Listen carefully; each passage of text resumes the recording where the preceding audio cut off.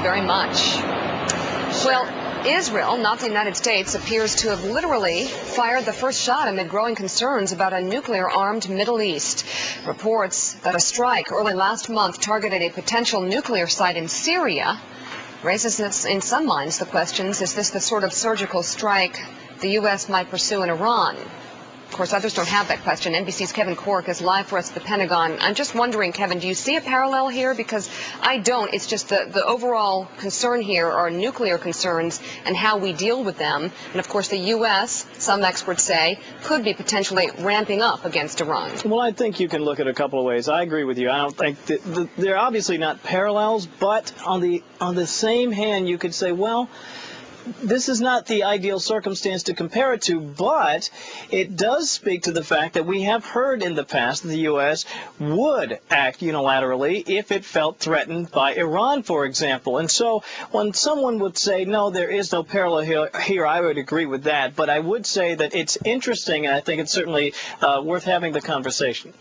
Now, according to reports, this could actually have more of an impact on U.S. relations with North Korea than with Iran. Where does North Korea fit into all of this? Of course, there's very ongoing negotiations going on right now with North Korea, which has historically been more defiant than Iran. Yeah, and it's interesting. I heard your guest earlier saying that the muted response we'd been talking about earlier in the region has been just that, and yet the North Koreans, of course, are chiming in because apparently they had a lot to do with the construction of this alleged facility. Look, from their point, they want to maintain ties in the region. They want to have the opportunity to distribute their own technology. Does that hurt them, obviously, in the conversations that they're having with the U.S. and with the six-party talks in the region?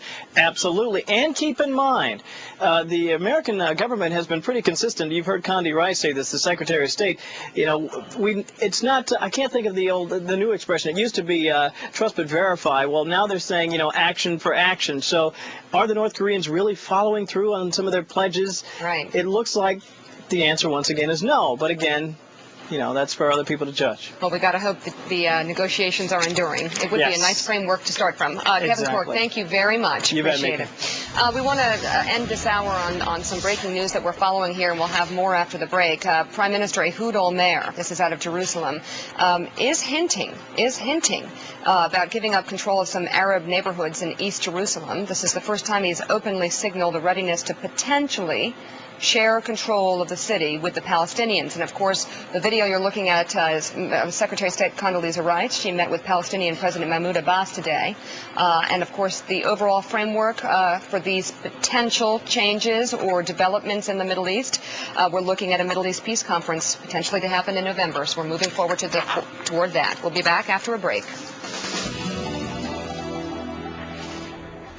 Talk Block tonight. It's Predator family style. Creepy sons. My mom's going to take my computer and completely throw it away. You're 48 years old, Donald. Sleazy fathers. Oh, no. He brought his son with him. Obnoxious little brothers. I don't want to be on the news, dog. Well, it's a little late for that, dog. Predator Raw. Premieres tonight at 10 on MSNBC. Wiggle. Wiggle while you're wriggling free. Gonna giggle while you're jiggling a wiggling spree.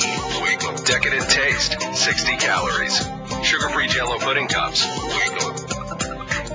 Because every diet needs a little wiggle room. At ConocoPhillips, we believe we're defined by what we pass on. That's why ConocoPhillips is gearing up to produce clean-burning, renewable diesel fuel, passing on what matters to the ones who matter most. ConocoPhillips, energy for tomorrow. Life with diabetes, it's about staying ahead. That's why my new meter is Contour. It has no coding for fewer steps, which means... No slowing down. So life is pretty good. Let's go. Life with diabetes? It's about going for it. That's why my new Contour has all the stuff I need to get it done right in just 5 seconds. The new Contour meter from Bayer is the most complete meter yet. It has all the features you need in just 5 seconds. So, getting more just got easier. Make your new meter the Contour meter from Bayer. That's easy accuracy. Answered by Bayer. The world. The markets. The flow of ideas. Flow of money. Experience. The flow of goods. Reputation. Capital. Knowledge of the marketplace. Research. Political reality. The economic reality. Practical reality. Relationships. Brain power. Wisdom. The world. Morgan Stanley.